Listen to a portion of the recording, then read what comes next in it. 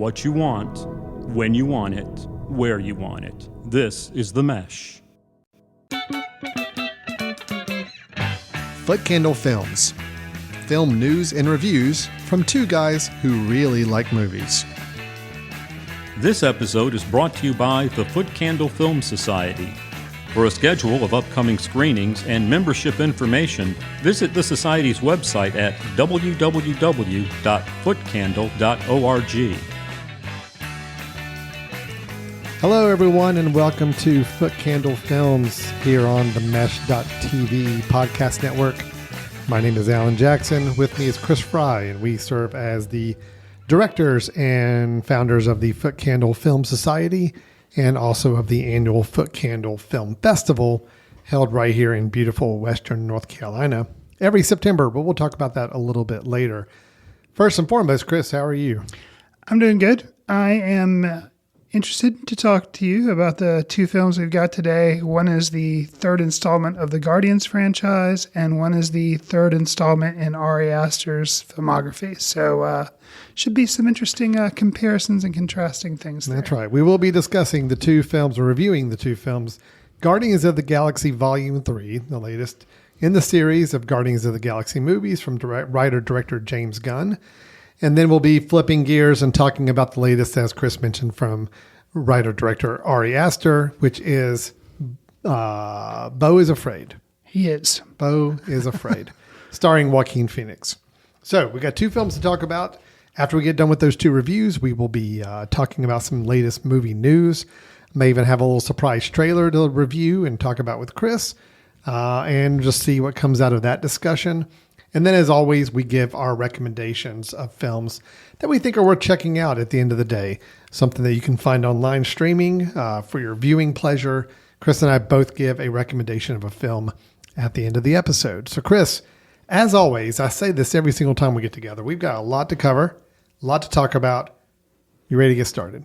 Sometime I'm going to be like, no, and just get up and run out of the studio. And we cut the recording off, and it'll be the shortest episode ever. Yeah, but that's not today. Not today. We got too much to do. So let's jump right into our first review, which is Guardians of the Galaxy Volume 3. We were gone for quite a while. But no matter what happens next, the galaxy still needs its guardians. Hello, we come in peace.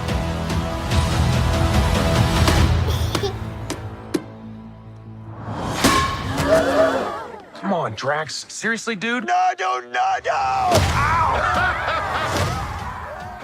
In Guardians of the Galaxy Volume 3, we follow our team of wayward adventurers led by Mr. Peter Quill, also known as Star-Lord. He is still reeling from the loss of Gamora, which, if that confuses you, chances are you did not see. What films was it? Some of the other Marvel Cinematic Universe films that would have led up to this where we are with the characters. Most notably, probably Avengers Endgame. Avengers Endgame, probably the one that tipped you off the most. But anyway, Gamora, played by Zoe Saldana, is a different person now, kind of. It's complicated. There's a lot of backstory here. I will say, to the film's credit, it does a good job, I think, of not bogging you down with too much franchise lore and history. So it just kind of rolls right into it. Anyway, back to the synopsis. Peter Quill, a.k.a. Star-Lord, he rallies his team to defend the universe and one of their own on a mission that could mean the end of the Guardians if not successful. By that one member of the team, he's really talking about Rocket Raccoon. So we get a lot of Rocket Raccoon backstory and character development with that fan favorite character in the team this time around. But it is still very much a team movie with a lot of the same characters we've seen over the last two. This is the latest Marvel Cinematic Universe entry. Chris, I was not a big fan of the latest one that we saw, which was the Ant-Man and the Wasp film. Not a big fan. Right. But I am a huge fan of the Guardians of the Galaxy franchise. I thoroughly enjoyed number one. It's probably one of my favorite Marvel movies. And I really liked number two, even though a lot of people are a little more ambivalent about it. How about the Christmas special? It wasn't that great, but I also don't really count that. It was kind of a throwaway little little nice thing to have out there just to kind of whet your appetite. But this is the one I was looking forward to. But Chris, I want to kind of toss it over to you and ask. I think I was probably a bigger fan of the other two films than maybe you were. So I'm kind of curious how this third one lands on its own as a film. Just how did it work for you?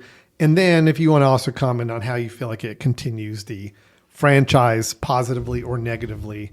Anxious to hear your thoughts. What did you think of Guardians of the Galaxy Volume 3? So, as a standalone film, let's say if it didn't have the Volume 3 attached to it, it was just a Guardians of the Galaxy, like first time. I think it's pretty good.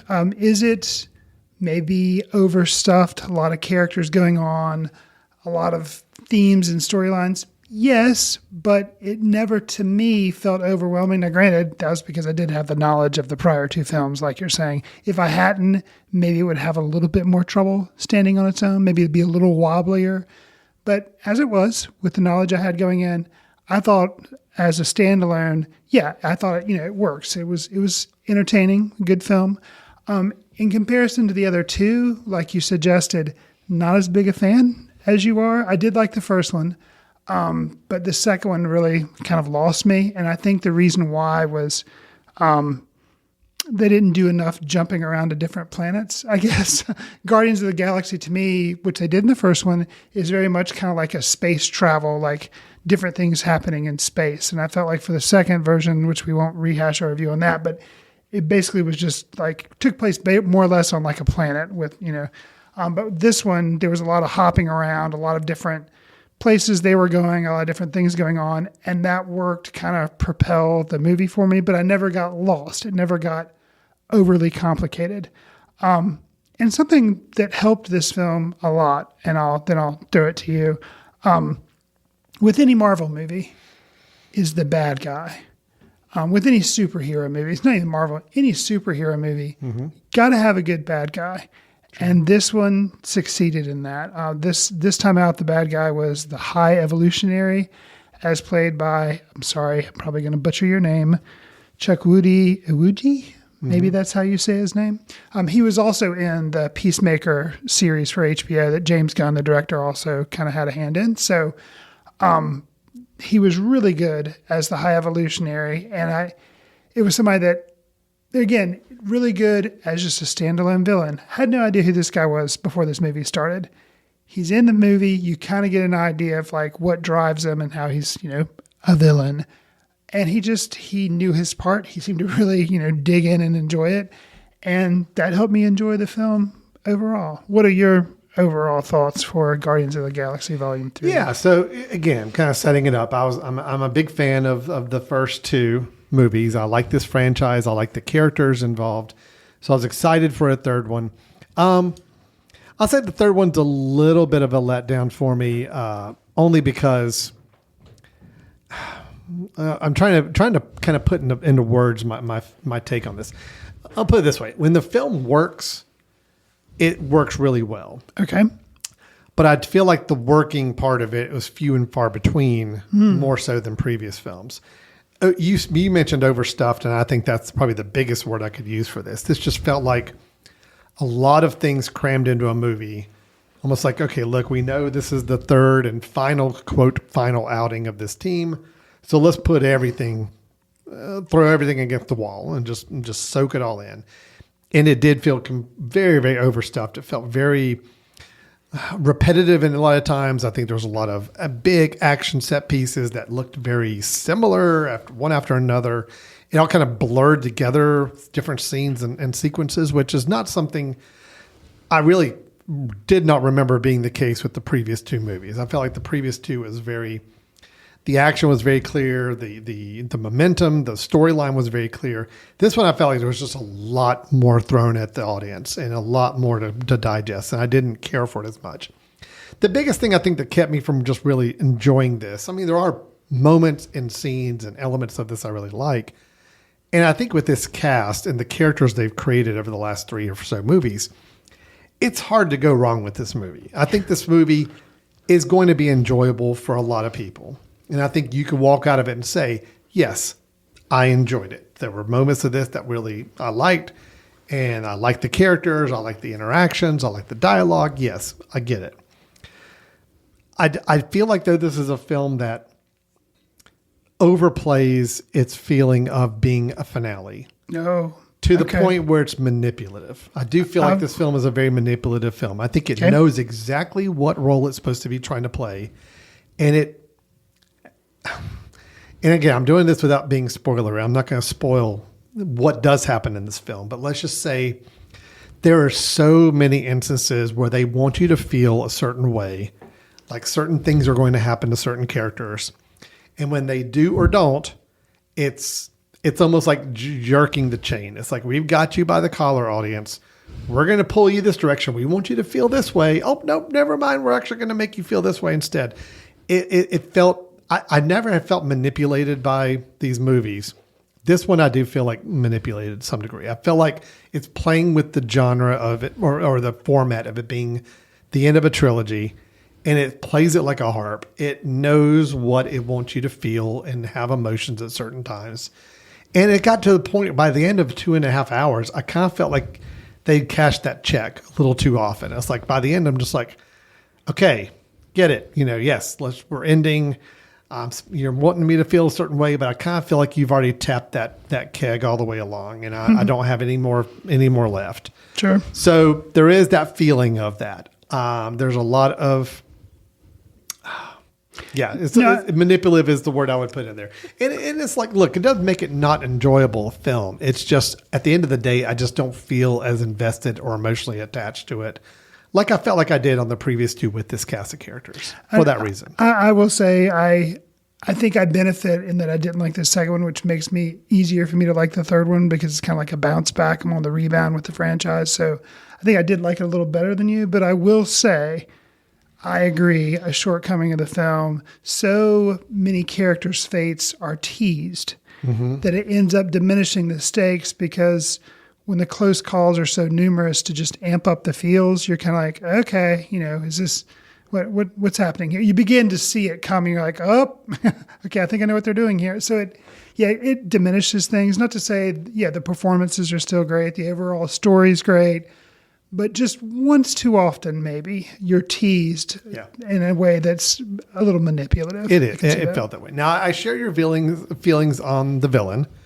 I really liked the High Evolutionary. I thought it was an interesting villain. I like the fact that there's never meant to be any kind of sympathetic bone to this villain. It's like, no, he's bad. He's bad. He's doing bad things. He has bad intentions. And that's pretty clear from the minute we first see him. And there's never a feeling of, oh, we got to make him sympathetic or let's try to give him a lot of different layers. No, he's just a villain. And I like that. I actually thought that was good. It was a kind of a nice change of pace compared to what we normally see these days in superhero movies where they try to make their villains a lot more complex and maybe multifaceted. Nope, this one, just bad guy. I think the film suffers a little bit from its probably, I think, most endearing character, and I think the one people like the most, being somewhat incapacitated for a good part of the film, and that is Rocket Raccoon. I mean, look, it's amazing to me how the dynamic of the team and kind of the writing and dialogue is different when Rocket's not involved. Oh, yeah. And the fact that, and again, not spoiling too much, I think this is kind of clear from a lot of the trailers you see. He is out of pocket for a good chunk, other than some flashbacks. But even in the flashbacks, it's not quite the same character yet. We really only get the character in the last portion of the film to some degree. And I think that hurts. I mean, I think it does because I think you finally crafted a team that they've got the dynamics of these characters and the dialogue between them so smartly crafted that when you take out a key component, it's kind of like you have to fill those gaps with other players, and those players didn't always feel as natural with that role. So I think it hurt the film overall. It was a good idea for a story. It just hurt the dynamics of the film. I'll push back on that a little bit. I think some of the... Not that, okay, yes, flashbacks have been used tons of times, some in Marvel films, but with this film, basically the flashback told, a lot of Rocket's backstory, but at the same time, it wasn't just doing that. If it was just doing that, I might have been a little frustrated by it because it takes up a lot of the film, like you're saying. But the fact that it did that and also kind of built the backstory of the villain without being boring. Yeah, So yeah. it achieved two things at one time. And like I said, the villain was really interesting to me. And actually seeing kind of, you think of, I mean, you always know, like you said, you always know he's bad, but then you just see how bad he really is. And like the things he's doing and the reasons he's doing them, you're just like, whoa. So the education on the dual standpoint, I think helped me not miss him as much, I guess, like you're saying. But I can see, you're right, though. The dynamic is definitely different within the team. Yeah, with I Rocket like the gone. flashbacks, and I think the flashbacks were really well done. It's just, unfortunately, that means that, even when we do have the Rocket character kind of in the movie, he's not, again, not going to spoil too much. He's not the same. Sure. It's not the same. I almost wonder if Bradley Cooper was available a much more limited amount of time for this film. Because I got to guess, I mean, I don't know if he did the voice for young flashback Rocket or not, but it sounded very different to me. So I don't know. If, I it don't know. may or may not be. I don't know. That being said, I think, like I said, you can't go too wrong with this cast. You can't go too wrong with this group of characters. I still had a good time in general with this. But I wish I could say it was that one really great film to cap off this trilogy. And instead, the more I've even thought about it since the screening, I think it's probably the one I like the least. Wow. Wow. Yeah. Okay. Just because at least with number 2, there was a story. There was something that really grabbed me. And it wasn't just, oh, we have a villain and we have to stop the villain. There was something deeper there. There was something more personal with the story, with the characters that I liked. I felt like we developed those characters more. Here, other than Rocket, I don't feel like there was any really development with anybody. Rocket got a lot of backstory and development, which was great.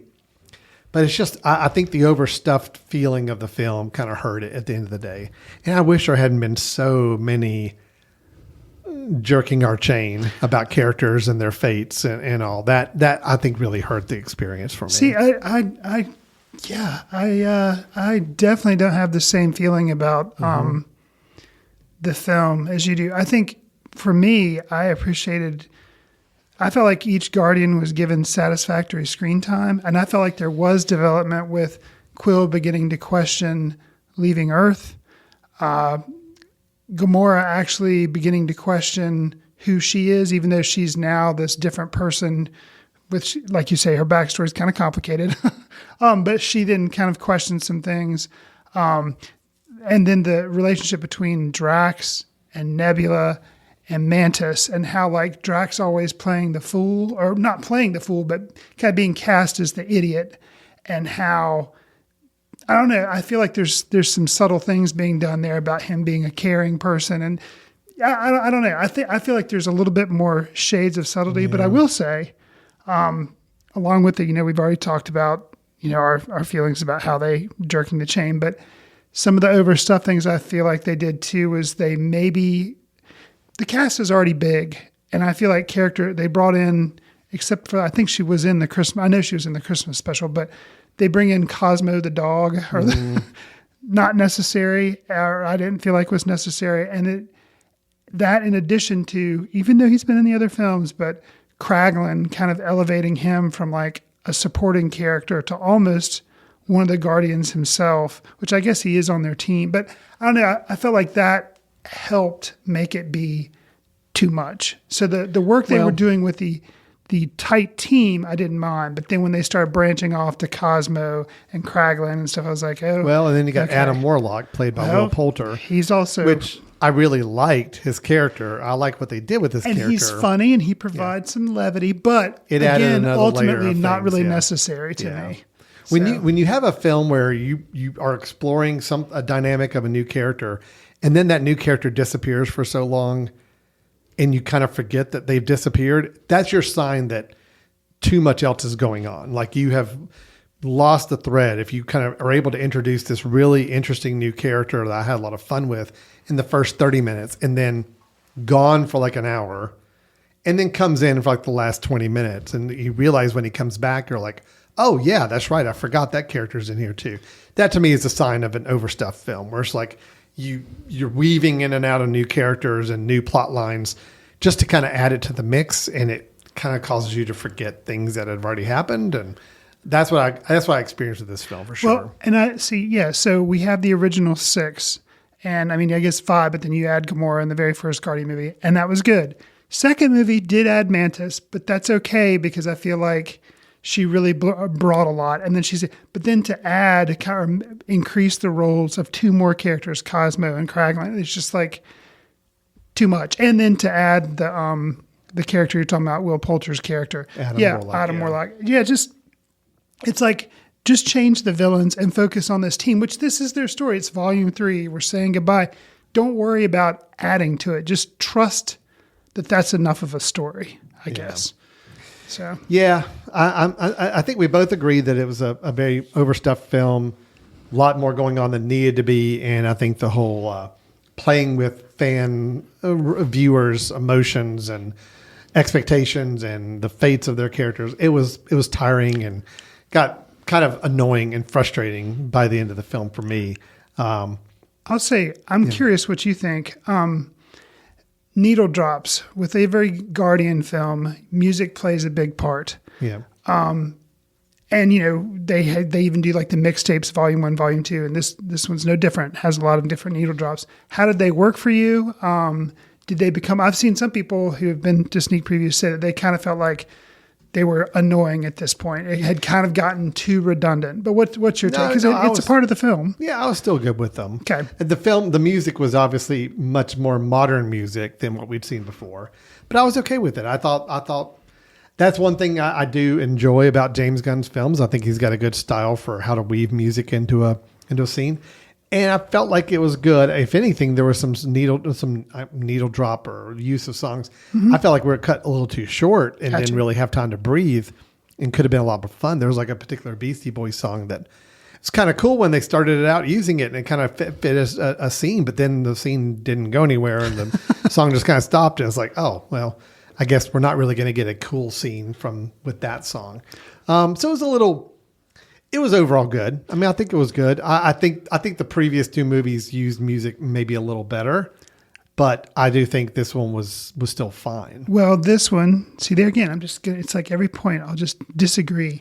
Mm-hmm. I feel like, I mean, not overall. I think you are. I'm close. I like it a little better than you, but I think we're close. But this one absolutely had a better. I think uses my favorite needle drop of any of the Guardians films.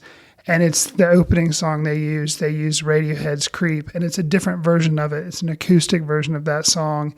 And it sets itself apart from the other 2 movies, which opened with more upbeat type songs, Mr. Blue Sky and whatever the one was from the first film where he's like dancing around. But it uses something that's very somber and just kind of really set the mood. And it was so different. So I really, really, plus I really like Radiohead. So I think it actually has my favorite needle drop. Some of the other ones, were kind of odd how they were kind of cut short or something. But that one particular one really worked. And I think that one is really cool. And I think there's probably a second one that I thought was really cool. But overall, beyond a couple that I can recall, the rest kind of blur together. So that's my thing with saying overall as a total picture. Yeah, I think the opening credit song is great. I think it's a really, really good use of music and something I didn't expect. But, looking at a whole soundtrack, I still feel like the other 2 do a better job with a mixture of film music that drives the movie forward.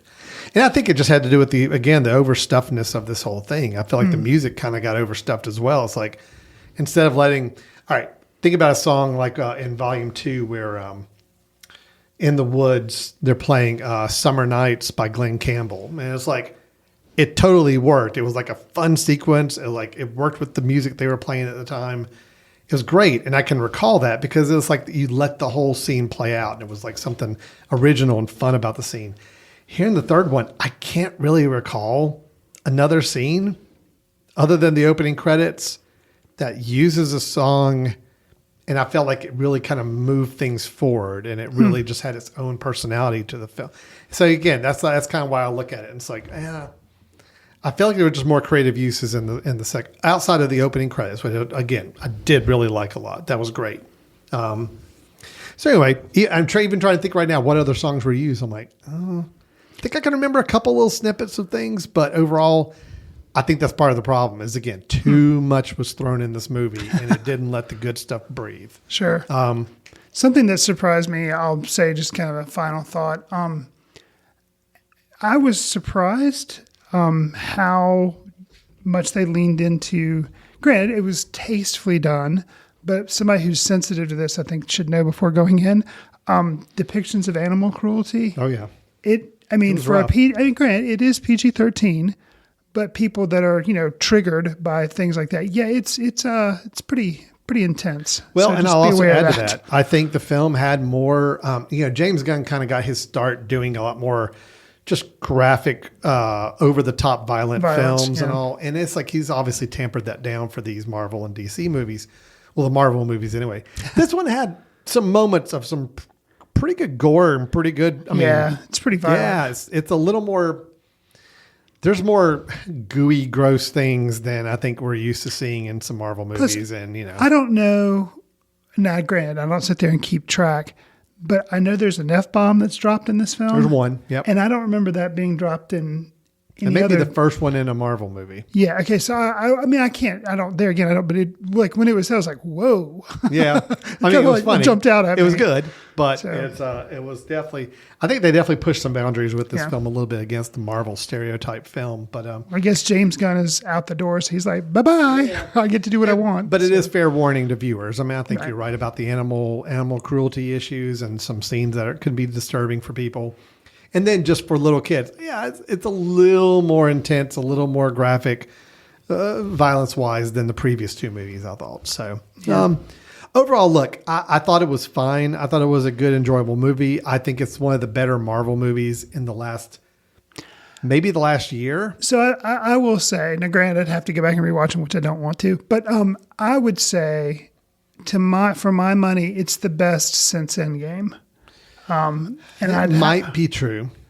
Might be true. I'd have to go back and look at the numbers and see the list. But yeah, I mean, I feel like it's definitely better than the last 3 or 4 for sure that I've seen. I enjoyed this more. Right. Is it perfect? No. Is it as good as I would have liked for it to be? No. Was it to me as good as the previous two? No. But it's still a good movie. It's still enjoyable. I just wish they hadn't played with the audience as much and tried to do so much in this film that didn't need to be there. And I think kind of hurt it ultimately. So, got you. Yeah. So you're more positive on it than I am, and that's fine. I think it's just because you liked Volume 2 better. So I think your expectations were maybe. I'm a bigger fan coming into it, so my expectations were a little higher. You're right. So that is Guardians of the Galaxy Volume 3 by James Gunn. His last Marvel Cinematic Universe entry before he jumps into full-time DC Universe film director and leader at this point. But Guardians of the Galaxy starting May. Gosh, it'll start right after this podcast comes out. So opening weekend. May 5th. May 5th. So, if you're a fan of the previous two, I do say, it's fun to go check it out. It's worth seeing. Just maybe temper expectations if you're like me. But if you're like Chris, didn't enjoy the last one as much, this will be a nice step up for you possibly. And maybe this gives you more what you want from this kind of franchise. So, all right, Chris, let's move on to our second review. It is the latest from traditionally horror-related writer-director Ari Aster. This is his latest film. It is Beau is Afraid. Hi, Carrot. It's Mom. I'm just calling to say that I'm so excited to see you tomorrow. You're my angel, and I love you. Okay, I love you. Okay, bye, sweetie. I love you. Are you at the airport? I'm on my way. It's not safe, is it? What do you think I should do? I'm sure you'll do the right thing, sweetheart. Indie director Ari Aster's third feature, following the horror films of Hereditary and Midsommar, is his most ambitious work yet and features Oscar winner Joaquin Phoenix as Beau, who is afraid. Alan, were you afraid of the movie's almost 3-hour runtime, and what did you make of the film? All right, so just a little quick backstory on this. I just saw this yesterday, It was one of those things where I already had a pretty busy day, and I knew I needed to see this film because I know we wanted to review it today. Right. So I eagerly got my ticket. There's a one-time showing of it in our local multiplex, so that's the one time, and I had to make my schedule work to make sure I could get there for that one time of the showing. As I go to buy my ticket online with my little trusty app for the theater, I pick my seat. I'm like, oh, there's actually more people with the seats reserved already for this film than I expected. And then I see the runtime, which I was not aware of when I got this. I'm like, oh my gosh, this is a 3-hour movie. Get to the movie theater, still showing 20 to 25 minutes of trailers beforehand. I'm like, are you kidding me? Do you not understand this is a 3-hour movie? I do not need to be here another 30 minutes on top of that. So it was a kind of a fun experience I shared with you. We had a lot of young kids in the audience, younger teenagers I didn't expect to have in there. Just weird. People running in and out of the theater, kids. It was a weird thing, which is fitting for the film we're reviewing right now. Beau is Afraid, yes. What can I say about this film, Chris? How do I start this? I really liked it. Really?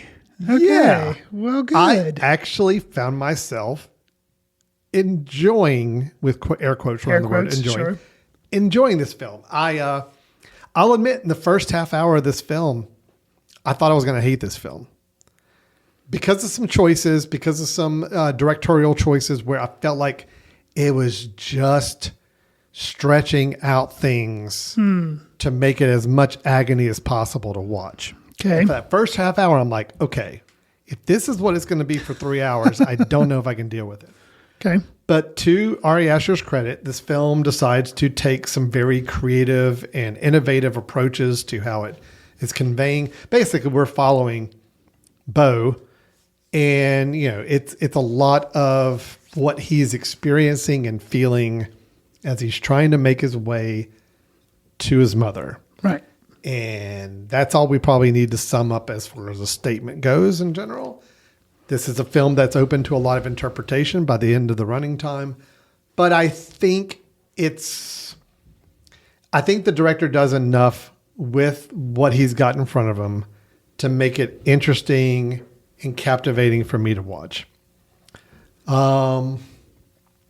See that? That's all I'm going to kind of say Okay, right now. I want to sure. see where you go with this before I go further. So overall, I really like this in a strange way. See, I think you have a much more positive response. So this will be good. I did not hate the film. I'm glad I saw it, but I thought it was visually very interesting. But I didn't feel like it really brought anything new to the miserable person in a miserable situation niche genre that it was doing. The runtime definitely did not help. Now, that being said, there were set pieces that I found to be really interesting. And I don't want to ruin anything for the viewer because, like you're saying, the overall plot summary is, Beau is trying to get to his mom. That's what he's trying to do for 3 hours. Various things prevent this from happening. There is a sequence that's kind of a play within a play within a play within a play within a play that takes place in a forest with some actors up on a stage, and it kind of devolves into animation at some points, and kind of a Beau in front of green screen type thing, or Joaquin Phoenix. All that I thought was, and narration starts coming in. I liked all that, really liked all that. You see hints of that in the trailer for this film. So I liked all that. It's just overall, like, it is very, this guy is suffering. This guy doesn't know what's going on, the tortured soul, and just like a series of unfortunate events happening over and over and over again. The actor, there's a lot of good acting in this. The supporting cast, Nathan Lane, Stephen McKinley Henderson, Parker Posey's in there for a little bit. Mm-hmm. Patty Lupone, who plays his mom. All really, really good. Amy Adams is a husband-wife team with Nathan Lane. She's really good. And that, I was thinking they were going to take a whole Misery kind of spin on things with that. So it's like Ari Aster wanted to make a film. Maybe this is his therapy film. Hopefully he has a better relationship with his mother. But he was like, taking all these ideas and instead of like honing in on one, using all of them. And I think it could have been subtracted and made it more unique or something. I don't know, but I will say there is stuff that I admire about it, and I'm not going to get into spoilers, but I'll say something else that I like. There's a nod to Brazil, and if you see the film, you'll know what I'm talking about, that I did not see coming, and when it was there, I was like, huh, interesting, and the way that was used and how it played out, that really, really took me by surprise. So yeah, and I think this is going to be divisive for audiences. I don't know if there'll be many people that'll be kind of middle of the road like me. I think people are either going to like it or absolutely hate it. I think most of the people in the screening that I saw, I don't think they liked it too much. Actually, I think the more I'm thinking about it and hearing you talk about it, I think I like it more now. You like it even more? No, yeah, all right, so I see the faults in the film, and I get it. People, there are going to be people, and I might have been this way in the first 20 minutes of this film. So I don't know what's going on. I don't know. I don't understand the film. I don't know what it's trying to say. I feel like at the end, it's pretty clear. I feel like the film, if you stick with it to the end, it's clear. Now, is that a good or bad thing? I actually feel like it was actually maybe a little too clear by the end. I don't mind a film that's ambiguous. I don't mind a film that's open to interpretation. By the end of this film, I'm like the way it ends, the scene, again, I won't even spoil, it's pretty cut and dry, clearly telling you, this is what this film's about, and this is what we're discussing, and this is how, and I like the last scenes. I think those last scenes are great, but I also walked away saying like, okay, so it's pretty cut and dry. Did it need all 3 hours to tell this? No, it didn't. But did it need all 3 hours for Ari Aster to be able to exercise some of these visual ideas he's got? Yeah, sure, it did. Because each episode, this is very much if you want to compare it to the Odyssey, if you want to compare it to, I almost kind of envision it as Forrest Gump meets, oh gosh, I just had the film in my head. It was by the guy who did Pi. Darren Aronofsky. What was the second film he did, or the Requiem for a Dream? Yes. So that's kind of what it's a journey, it's a one man's journey, and he's having these episodes along the way, and these little encounters and little mini storylines within that, but they all build to a bigger picture. But it's all in a haze of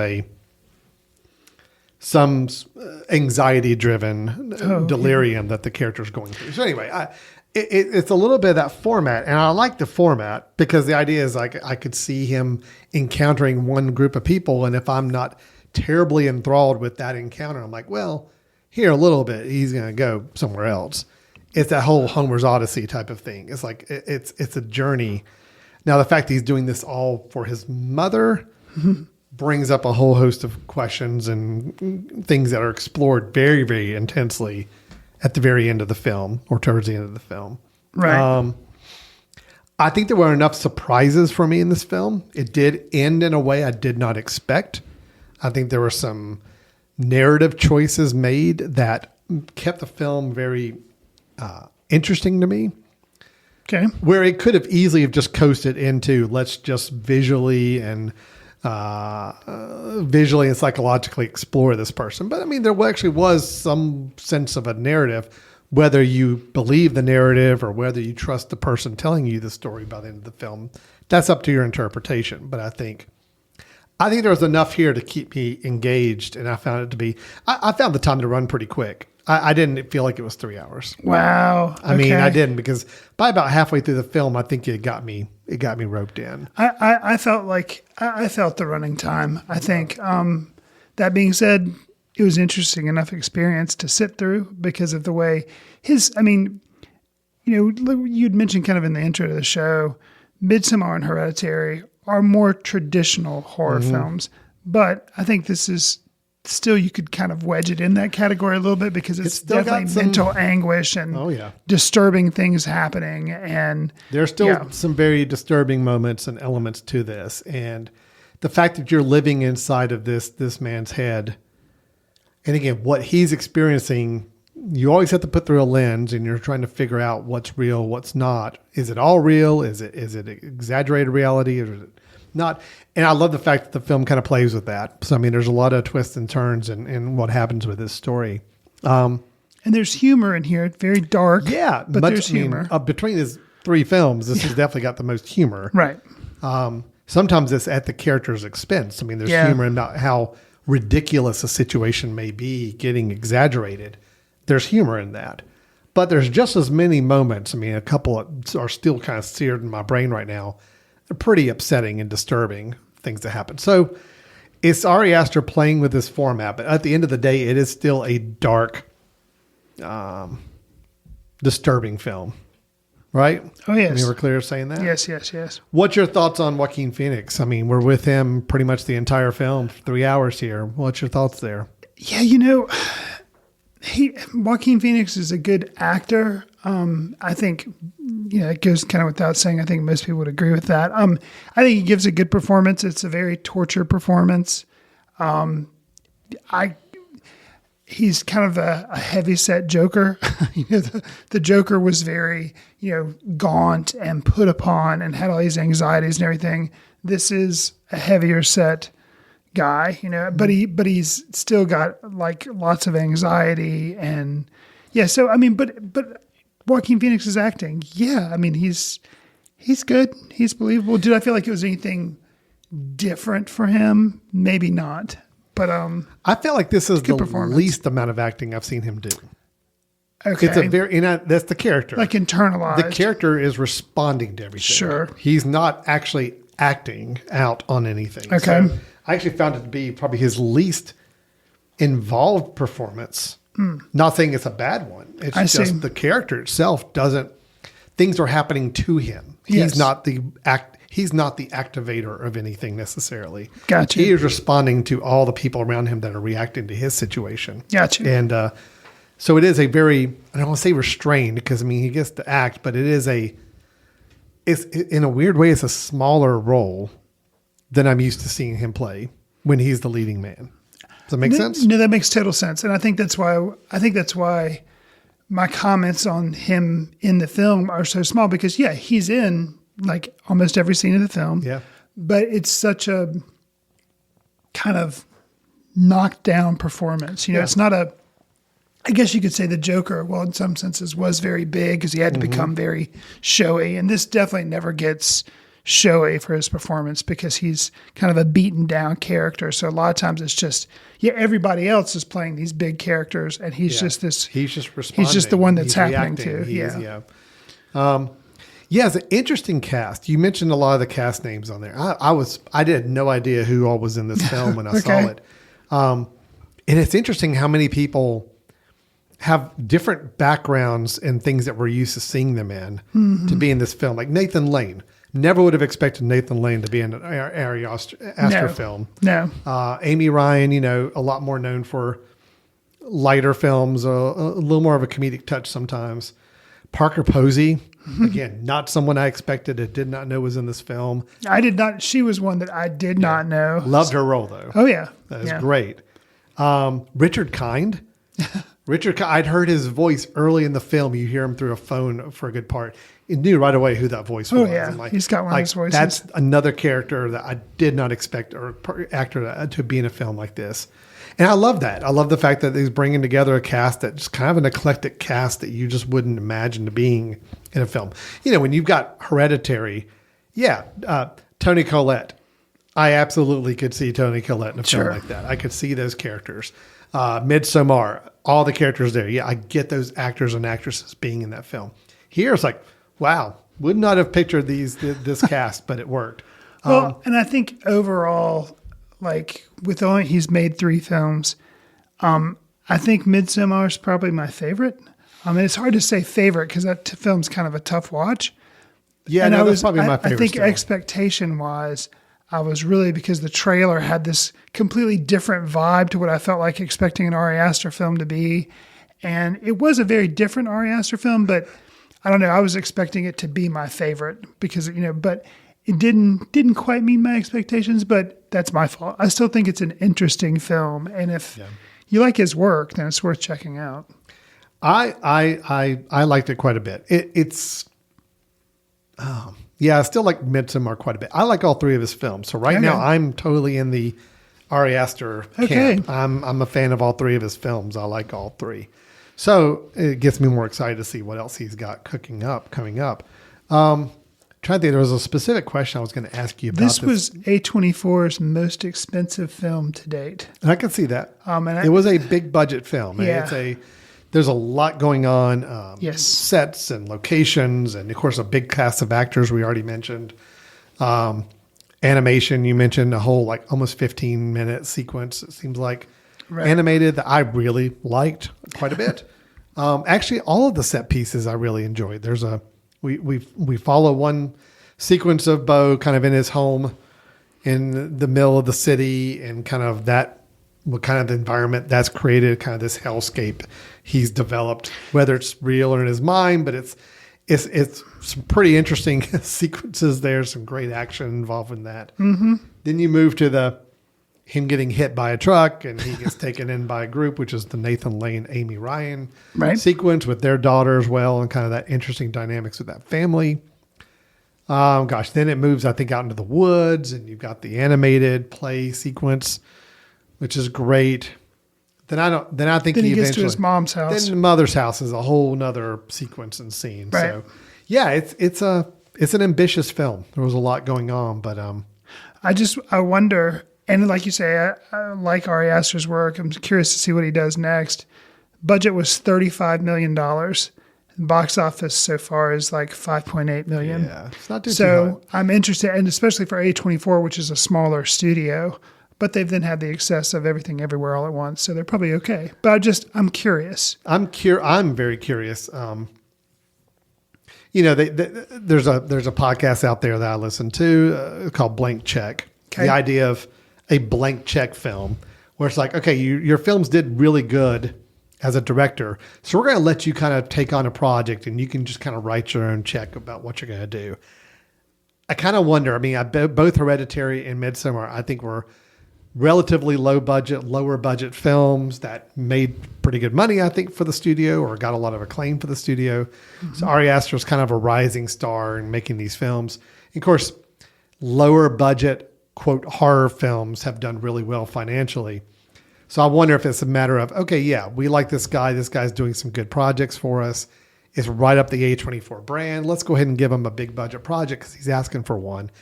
Don't know if this is what they ultimately wanted or would have wanted to see, because it's not going to resonate with audiences. It's just not. I loved it. I had a great time with it, but I guarantee I was probably the only one in my theater that did. So let that be a little note to everybody listening. Yeah, this is not a film for everybody. Oh, no. There is a lot to process here. There's a lot being digested in the film. There are some upsetting sequences. There are some challenging sequences.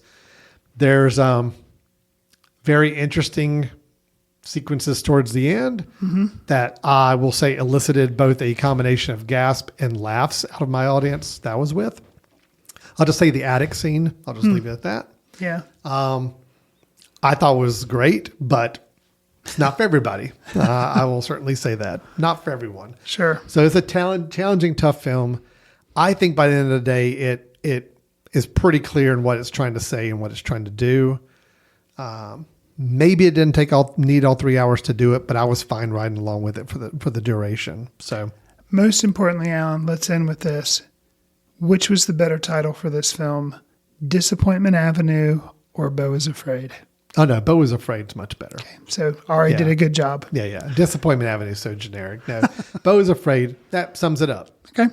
And that's really, I mean, even the last shot of the film, it's pretty much Beau's Afraid. So yeah, it works. I mean, it works. Okay. Love it. I had a really good time with this. I'm sorry you were a little less enamored with it, but I mean, expectations. My fault on that front, but yeah, it's definitely worth seeing. So, all right. Well, that is Beau is Afraid. Note we did not spoil some very interesting things to spoil, which is good. Kudos to us, Chris, for not spoiling things as tempting as it could be. Right. I'll just say, if you go see the film, you're in for a wild time. Let's just leave it at that. Okay. All right, Chris, let's take a quick little break. We just finished our reviews of Guardians of the Galaxy Volume 3 and Beau is Afraid. When we come back, we will hit some movie news items. I've got a surprise new trailer to show Chris, and we'll cap it off with our recommendations for the episode. Stay tuned. You're listening to Foot Candle Films right here on the Mesh.tv. This podcast is sponsored by Jackson Creative, a custom communication agency located in downtown Hickory, North Carolina, specializing in online content creation. To learn more, visit thejacksoncreative.com. Jackson Creative, we tell your story. Hello, everyone, and welcome back to Foot Candle Films here on the Mesh.tv. So I will just say, Chris and I just had a fun little discussion about Beau is Afraid while the mics were off. It was spoiler filled. If you want to key in on this conversation, drop us a note. Let us know you saw the film and you want to talk about it. I'm sure we'll find some way to share some thoughts with you about it. We'll give you information how to contact us at the end of the show. Lots to say with that film for sure. Chris, let's move on to a couple movie news items. Okay. This is where we like to share some upcoming productions or things that we're following that we think sound really interesting. And I've got two films I want to bring up that one you're already aware of, but I want to just add a little bit to it. This one, though, I probably is a new news item for you. Okay. You recall the last film from writer-director Adam McKay, which was Don't Look Up. The asteroid hitting the Earth with DiCaprio and Jennifer That's Lawrence. correct. You got it. It was a Netflix film. Yes. Was a successful film. It was. It was nominated for an Oscar. It was nominated for an Oscar. It supposedly was really big for Netflix. Like a lot of people saw it. I didn't really care for it. No, you and I had some issues with it. But okay. But that was Sure. that was our take on it. But Netflix says it's a success. So Well, they're obviously happy so with it. because he's working on another Netflix film right now. Now, this one is, quote, a comedy, although we'll see, because I think Don't Look Now was also a comedy, but had a much darker tone to it. Yeah. He's partnering with Netflix again for his follow-up to Don't Look Up, and this one is going to be called Average Height, Average Build.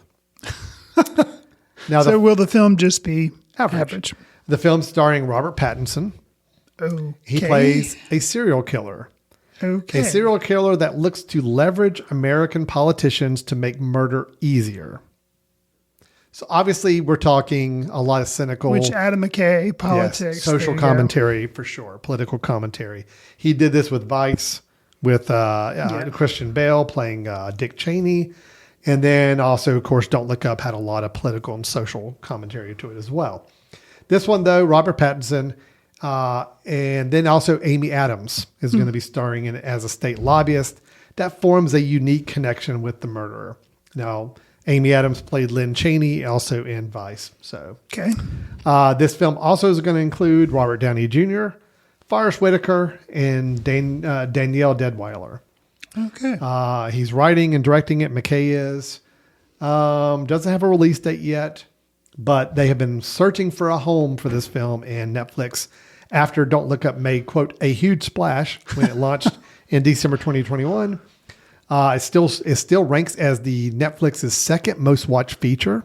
Really? Within its first 10 days of availability. So yeah, that's kind of the measure they use. First 10 days of release. What's their biggest film? Red Notice is number one. That's the one with The Rock and Ryan Reynolds, right? Ryan Reynolds, yep. And then this one was number two. And Gal Gadot, right? Yep, she was. Any thoughts, interest at all from what you're hearing? Well, I mean, seems like it's going to be very dark, obviously. But Robert Pattinson, him doing Robert Pattinson in an Adam McKay film that's supposedly a comedy. Okay. And I guess he's playing the serial killer. Okay. That to me is interesting. A lot could probably be told when we eventually see a trailer. I'll be like, okay, yeah, this looks like it's going to be a disaster. Kind of like, well, a disaster, like the disaster movie Don't Look Up. Or will I appreciate it more? Adam McKay, he's done stuff I like. I liked The Big Short. Yeah, The Big Short. I like that was The Big kind of Short. his first one of these more serious comedies, but yeah, taking on very hot button topics. So yeah, it was The Big Short. Then he did Vice. Then he did Don't Look Up. Right. So I mean, his earlier stuff that he did, like with Will Ferrell, of course, I appreciate those. But yeah, so I guess it's kind of been diminishing returns since The Big Short. But average height, average build, is that what it's average called? height, average build. Yeah, I'll be interested. I mean, I guess it helps that it'll be on Netflix, so the buy-in is very low since I already have a subscription. But curious. I'll be curious. So Yes, I mean, he's basically ever since Anchorman 2 was the last like straight comedy film he did back in 2013.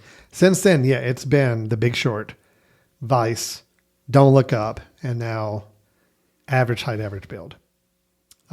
He has been a director on some episodes of Succession, the TV show, which you are a big fan of. I still haven't seen. Fan of, and you have not seen yet. I have not. You need to get on that.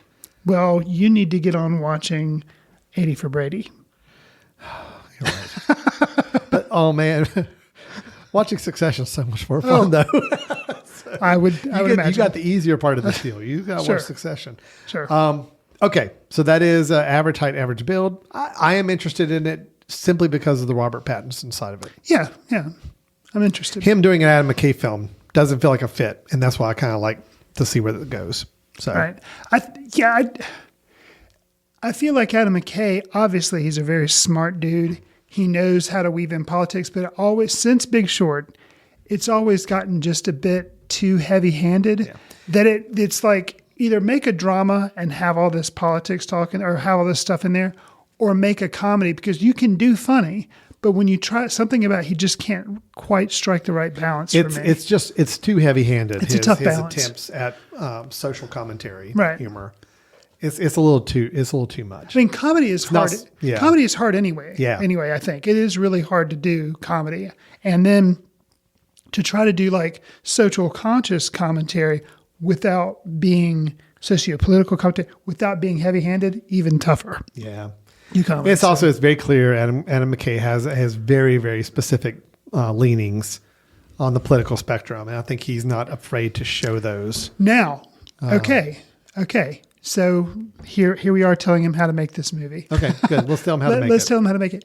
If he can equally, you and I can both admit, despite how we may vote in elections, we can say that all politicians at some point, there are a lot of politicians on both sides of the aisle that do things that are just like, come on, or, pander to certain groups and stuff like that. Like so if he can equally balance out how he's politics as a whole, not just targeting one particular party, I think he'll have a successful film on his hands. Does that make sense? Yeah, absolutely. Yeah. I think it could be very interesting. All right, well, let's talk one other project that this is one that's been mentioned in passing. I honestly didn't know a lot about it. I think when you maybe mentioned it in passing in a news or some sort of item. Okay. Did not realize this was coming up, and it is happening, and more details are coming out about it. Ridley Scott's, you familiar with him? Yes. Is making a Gladiator sequel. This is something that we were vaguely aware of. I've read up more or seen more about the casting involved, which I think is interesting. So this is a sequel to Gladiator, which was 2000. So we're talking 23 years ago. Wow. Obviously, Russell Crowe, and tying back into our review, Joaquin Phoenix were in that film. Both of them died at the end of the film. Now, see, I knew Joaquin was no longer around, but Russell Crowe also died in that film. Yes, Okay, both I of them remember. died. Okay. So they are not available for the sequel. Okay. The original film starring Russell Crowe as Maximus, a Roman soldier forced into slavery, vows revenge against Commodus, which is Joaquin Phoenix. Yes. Since Maximus dies at the end of the Gladiator, this new sequel, which has not received a title officially yet, is going to focus on Lucius, the son of Lucilla, who was played by Connie Nielsen. This is the son that is kind of Joaquin Phoenix's character kind of tried to take on as like his sire. You question always whether or not maybe there was a relationship between Maximus and Lucilla, played by Connie Nielsen. The son was kind of meant to be the heir to the throne, and obviously became king after Commodus died. because it's Lucius is being played by Paul Mescal from After Sun. Right. Which I think is interesting. I'd heard that bit of casting news that That's Paul interesting. Mescal was going to be in it. Barry Kagan is going to be in the film as well. So you got Paul Mescal, Barry Kagan, both in there, as well as Denzel Washington. Oh, I had definitely not heard that. Did not know Denzel Washington. And then the latest, this is what actually made me bring this up as a news item. Pedro Pascal has now been cast in there as well. So now I was actually excited when I knew it was going to be kind of smaller actors, lesser known actors like Barry Kagan and I just said his name. Mescal. Paul Mescal. I'm like, yeah, great. Let's make this like not bring in big star names. Let's kind of have it be like more up and coming actors and all that. Because that's the way Russell Crowe got started. Russell Crowe was kind of an up and coming actor when he got into Gladiator. He was not a household name yet. Right. So I thought it was cool. But then now you've added in Denzel Washington and Pedro Pascal. I'm like, well, okay. Luckily, I like both of them. So I'm on board with it. But I thought it was going to be interesting if it was kind of kept very smaller name actors to try to build them up a little bit. Yeah, I'm excited because, Pedro Pascal I like a lot. However, I feel like he may be in danger of like being in too much. A little too much. Because he's in like The Mandalorian, he's in The Last of Us. And we're going to talk about something in a minute. Okay, so I like him a lot, but I feel like he's just also in a lot. So I hope people don't get burned out on him because but Denzel Washington, I am excited. Like I don't regret because I just feel like he's so talented. And it's kind of like when you have a Daniel Day-Lewis thing, you almost like Denzel Washington has never said he's retired from acting, but like he was in Macbeth, but that was something that was like a story. And he was good in Macbeth, the recent Coen brother, not brothers, but Coen brother movie. But he doesn't do a lot. So when he does, I want to see like, okay, what's this guy doing? Well, he's had a history with Ridley Scott. He's been in several Ridley Scott films in the past. That's there. Oh, one other actor I forgot to mention, the kind of playing into my whole idea of up and coming actors that could kind of make a big name for themselves. One more I forgot that got cast about this. Joseph Quinn. May not recognize the name. I do not. Eddie Munson from the Stranger Things. He was the rock and roll. Munson. Yeah, totally. Yeah. That's him. So he's also in this. He is in playing Emperor Caracalla. Okay, anyway, I'll take your word. So I like those younger, newer actors in there, but then you add in Denzel. That's kind of cool. So it's sounding really. I mean, this project's sounding really interesting right now. Yeah, I am more interested in it than I would have thought of been because I didn't need a Gladiator sequel. But I'm excited that he's doing Napoleon, which is supposed to come out later this year. Because that's like an original type. I mean, obviously it's based on somebody, but it's not a sequel. I hope both films make a ridiculous amount of money so he can do another Alien movie. Because supposedly he said he's not done. I really liked Prometheus, although everybody else didn't. Alien Covenant, I think more people liked, but I actually didn't like. But I'm still hoping because I really love that world. I really love the films, and I love that he's like doing them or still able to do them. So I'm just double checking here while we're talking. I want to make sure. As far as for Ridley Scott, Napoleon still on target for 2023. Okay. Good. I hadn't heard much about it.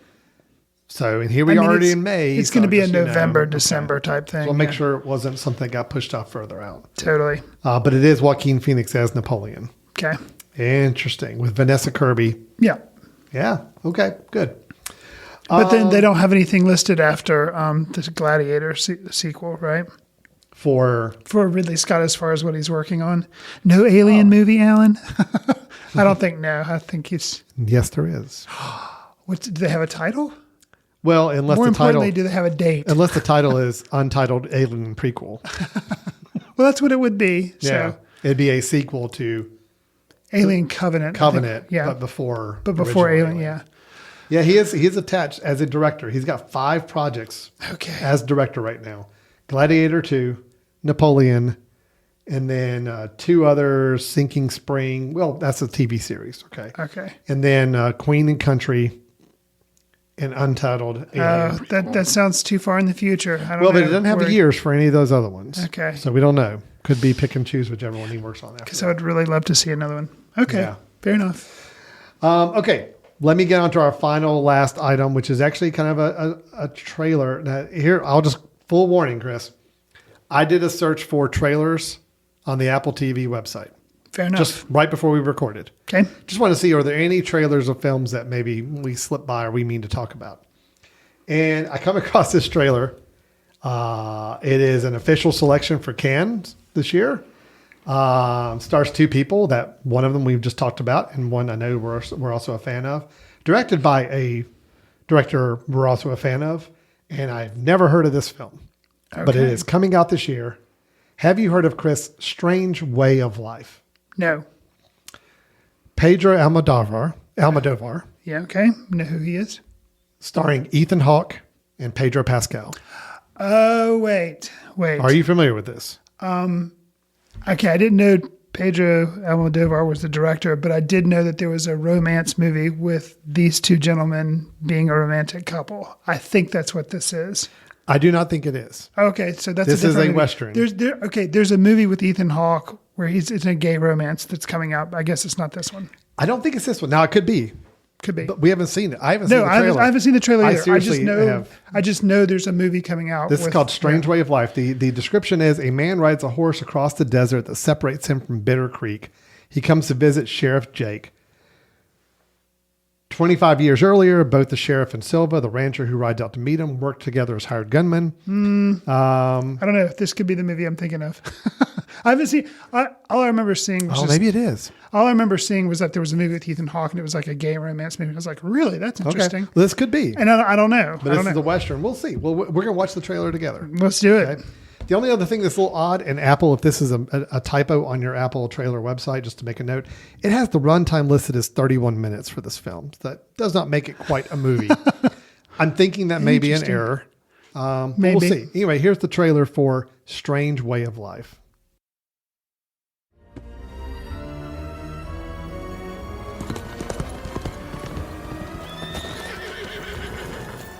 She was a whore, Father.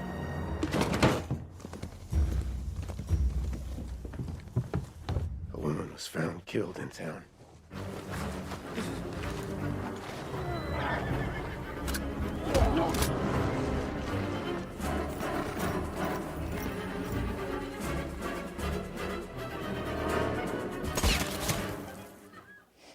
Okay. So, yes, so this does appear to be the film you were referring to, Chris. I think it is. Okay. And great. So I didn't realize it was going to be a Western kind of themed film. So that's awesome. That's cool. Now, I will say, to me, it seems like almost a mocking take on Brokeback Mountain. So, because Brokeback Mountain was Heath Ledger and the other guy. Jake Gyllenhaal. Thank you. Mm-hmm. And it was like cowboys, but then it kind of undermined the whole cowboy, aesthetic by saying like, no, cowboys can be gay. And that was like a whole thing. And that was an award-winning movie, Ang Lee, it was a really good movie. So this one, it looked, but I don't know if Almodovar is like poking fun at the Western genre. I don't know. It's the trailer was odd. Yeah, it was odd. It did seem like, I mean, you look at the poster, and I know those of you on audio podcasts can't see, but the poster kind of tries to make it look a little like light and more of a comedy. Right. Which and maybe even the trailer kind of had a weird mixed vibe to it as well. So I don't know what's happening. I don't know what's happening with this film. I'm curious. Again, Pedro Pascal, Ethan Hawke. And it's got kind of the bright colors that Almodovar uses a lot. In his films, he'll have a really like striking color palette. So I'm really just curious that the Apple website has this listed as a 31-minute long movie. I'm just, yeah. And even in IMDb, it's got it tagged, like its little tag. One of them is short. Okay. So maybe this is just a short film that Almodovar is putting out. Which is strange. Yeah, everything about this project's now very strange to me. Strange Way of Life, fitting title. Strange Way of Life. I'm very curious about it. I don't know what's going to happen with this. Anyway, Strange Way of Life. It looks like it is a film that is coming out. Oh, when is it coming out? Sounds like it would probably be one of those things that would just be released to like Netflix or something to get wide distribution. Play at con, but then Well, it says in theaters coming soon. really, But again, how are you going to do a 31-minute movie? yeah, if it is truly 31 minutes, I don't know how you would do that. I'm very intrigued by this film. I don't know what is planned for it. Interesting. Okay, so that's something we will be keeping an eye out for. Strange Way of Life by Pedro Almodovar, starring Ethan Hawke and Pedro Pascal. Very curious. Very, very curious. Looks to be a very unique take on Westerns. Yes. For sure. Which I'm good with. I Sure. like that.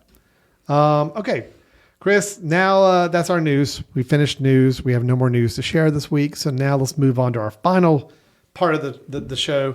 This is our trailer. Oh, no, I'm sorry. We just did our trailer. This is our recommendations. It's been a long weekend, long day.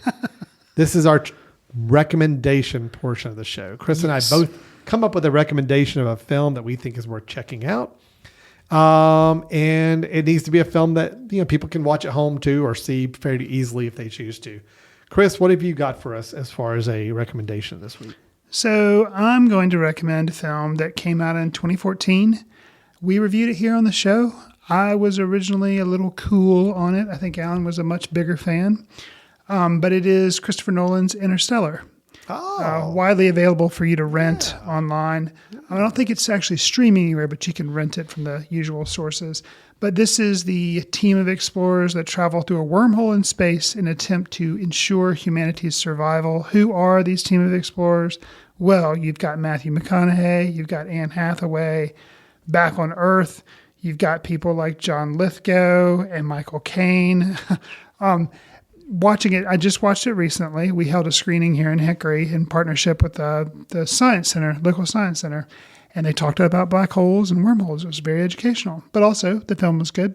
And Timothée Chalamet is in the film, which I didn't realize who he was back in 2014. I don't know that many people did, but this time it was like he came on screen. He plays a young version of somebody that originally or is then later played by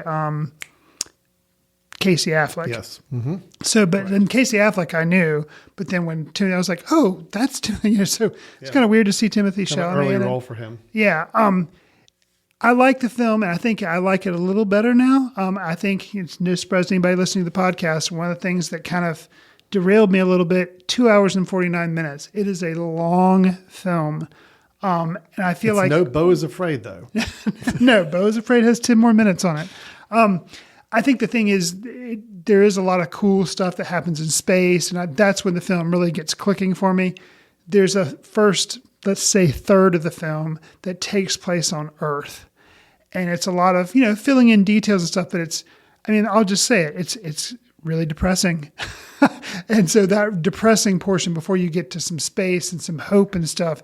It was just a little longer than I wanted it to be. So that kind of it really dragged for me the first time. This time it went by a little quicker, but the performances in the film are really good.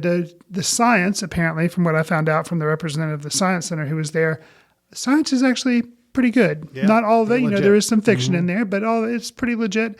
And just the representations of like black holes and some of the effects in the film are really cool. So, Interstellar, and I found out recently, is like one of my son's top films is Interstellar. So, if you haven't seen it or want to revisit it, the same way. Okay. No, it's good. It's a lot. It's a heavy one to process. And I remember after seeing it, I was kind of drained just because it's so long and it's got so much it's chewing on idea wise. But man, there are some moments in that film. I'll tell you, the scene where, because time moves differently and they start to realize time and they're getting video messages back from home. Yes. Wrecks me. I think in our original, our original review, that was something that I was like, that scene, McConaughey's acting, and I'm like, okay, yes, that was really good. Yeah. Very well done. Yeah. Very well done. Okay, good. Interstellar. I'm glad you've come a little bit more around on that film. Yeah. Chris. That's good. So I'm going to throw a weird choice at you. Okay. I don't even know how this came for me to watch this, but I did. And never seen it before, and actually was kind of surprised how much I thought it kind of worked. My wife and I sometimes like to dabble in some older horror films. just ones that maybe we didn't see when we were young, that came out about the times we were young. And because of our age, we just never got a chance to see. And we both like Halloween. We both like kind of the little scarier times. I'm kind of a fraidy cat when it comes to horror films, so I have to temper myself a little bit. I don't like really, really strong horror films. But this was one that she said, oh, I want to see this. I don't know why. She'd read some article about the production of the film and wanted to read and see it. So we watched The Omen, which is 1973, I believe. No, 76. Directed by Richard Donner. That's Superman guy, right? Superman guy. And that's probably why I decided to say, yeah, I'm kind of curious to see this because this is a film he did before. Before. Okay. He made Superman in 79. Okay. 78, 79. He made this one in 76. But to think that somebody saw him do this movie and it's like, oh, he would be great for Superman. I couldn't see it. But there's definitely a look to this film that is Richard Donner. Like I can see shots in this film and be like, oh yeah, I totally see between him and the combination of his cinematographer. I could definitely see how the look of what he did with Superman he has a look that he carried forward for sure. Okay. The Omen is Gregory Peck and Lee Remick starring in it. It is a story you probably are aware. It's mysterious deaths surround an American ambassador. Could the child that he is raising actually be the Antichrist, the devil's own son? And this was popular enough to get sequels. Oh yeah, it had like three sequels. Got you. Actually, interestingly enough, I think the fourth one that came out, and I remember it was on HBO all the time when I was like a teenager, actually was a young Sam Neill. Oh, really? Played the grown-up Damien as an adult. One of his like first big roles. So, But yeah, this is the original. It's dated. Okay. It is 1976. The effects, the scares are very dated. By today's standards, this is not a scary movie at all. Got you. But there are 3 or 4 scenes of kind of sharp, disturbing content.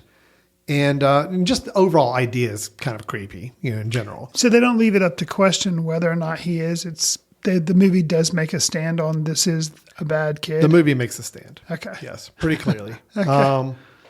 And yeah, if you kind of erase the really schlocky effects in 1 or 2 scenes, there's a decapitation especially that's just like kind of ridiculous when you look at it. I mean, I'm sure like a chandelier falling on somebody's head. Younger people watching are going to be like, oh my God, are you kidding me? But back in 76, it was pretty intense stuff. Gotcha. It's a better film than I would have expected, better film than I would have given it credit for back in the day. It looks really good. There's a moment very early in the film, like the first kind of bad thing that happens because of this child being around. That's downright shocking. And, we're watching it like, oh, wow. Okay. Didn't expect that. And it kind of set the tone for the rest of the film. I thought it was good. I thought it was actually a good film, and it's not something I would have sought out on my own. So thank you to my wife for kind of making me go watch some of these horror films with her. But, this one's good. Now, I can't attest to any of the sequels. Okay. I'm imagining just like the typical horror movie that gets tons of sequels afterwards. You try to make a sequel off of a classic horror film, it doesn't go that well. I'm assuming the sequels are nothing good. But this one, there's something here. It's actually a kind of an entertaining little film. So that is The Omen by director Richard Donner. And that's available. Was that streaming or did you just rent it? We had to rent it on Prime Video. It is free on Cinemax Online, which is why I got a 7-day trial of Cinemax. I've already canceled. So, so that's how you watch it. Gotcha. That is The Omen. If you're into kind of the 70s horror films, it's a pretty good one. It's pretty good. It's an interesting story behind it too. So, takes a few turns with the whole idea of parenting and nurture versus nature that I didn't expect it to take. And I liked it. It's good. Okay. All right. So Chris has revisited Interstellar and giving it a more favorable review than he did several years ago. I have reviewed The Omen from 1976 that I think is kind of an interesting film to check out if you're into 70s classic horror films. So Chris, we threw a lot of things at the people. We kind of overstuffed this episode, kind of like Guardians of the Galaxy 3, kind of like Beau is Afraid, kind of like a lot of things we talked about today, a lot of overstuffing of things. But if somebody found something in our conversation they really want to hone in on and follow up with us about, how could they go about doing that? Best way to do that is to send an email to info@footcandle.org. You can, tell us what you thought about Beau is Afraid, or ask us questions about what we thought about the ending so we don't spoil anything. You could also follow us on Twitter @footcandlefilm. We're also on Letterboxd, where we try to track what we're seeing and sometimes leave short reviews. Do us a favor. Give us a star rating, write a review, share with some friends on whatever service you receive your favorite podcasts on to help us reach new listeners. We would appreciate it. And last but not least, the announcement that we're contractually obligated to do, because this is Foot Candle Films. We have a society and we also have a film festival. Our 2023 version of it will be running September 15th through the 24th. We'll have details about films and activities and stuff coming up later, probably late June, early July, around in that time frame. We'll be able to post schedules and stuff like that. But if you are in the Western North Carolina area in September 15th through the 24th, try to plan to attend. Absolutely. We'd love to have you come join us here in beautiful Western North Carolina, the Catawba County, Hickory area, where we have the Foot Candle Film Festival this coming September. All right, Chris, we're going to go ahead and wrap it up. Thanks, everybody, for listening to the show, and we look forward to talking with you all next time about some upcoming movies and movie reviews. Take care. See you in the ticket line. Watch films in the company of like-minded people in the dark. Watch films in the underground. We won't let anyone know where you are. The films that don't make it to Carmike at the mall, or ones that were famous when Grandpa would watch films out of the reverence of the heritage of an art.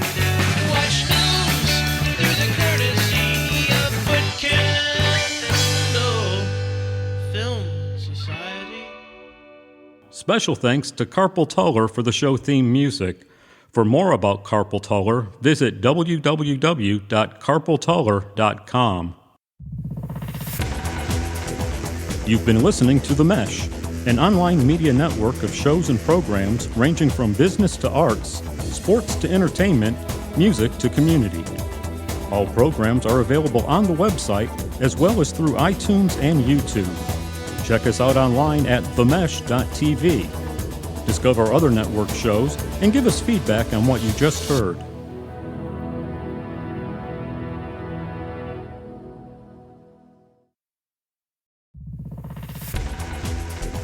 You've been listening to The Mesh, an online media network of shows and programs ranging from business to arts, sports to entertainment, music to community. All programs are available on the website as well as through iTunes and YouTube. Check us out online at themesh.tv. Discover other network shows and give us feedback on what you just heard.